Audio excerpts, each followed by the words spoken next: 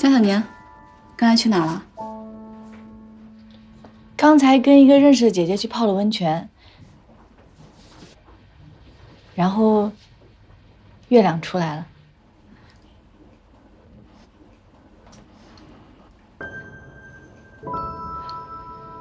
那我先回去了。老板，曼玲姐，有事儿随时叫我。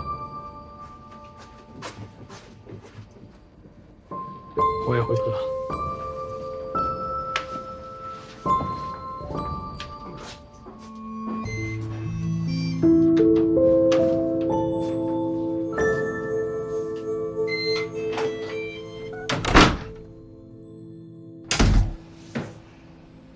老板和曼玲姐一定是在谈工作，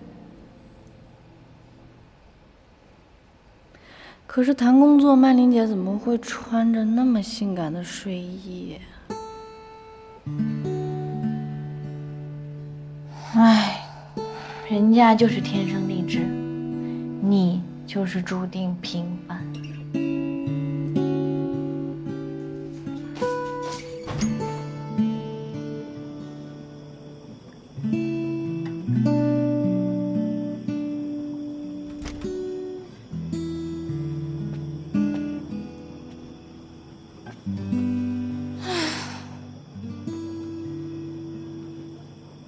盼星星盼月亮，好不容易把阴天盼过去了，为什么要在这儿唉声叹气的？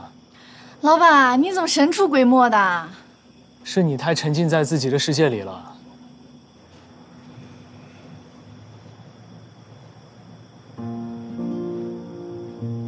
江小宁，我觉得你挺神奇的，很多事情放在你面前都会产生奇迹。要相信才会看见嘛。确实啊，月亮挺好看的。我就说吧。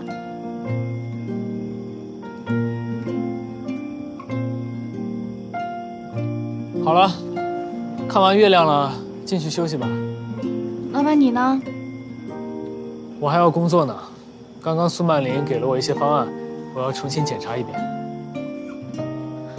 需要我帮忙吗？你现在唯一能帮的就是进去好好休息。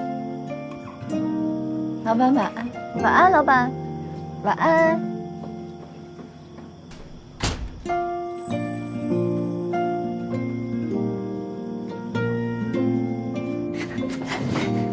老板是在跟我解释吗？是吗？是吗？哎呀，不管了，就当是跟我解释了。果然是在谈工作。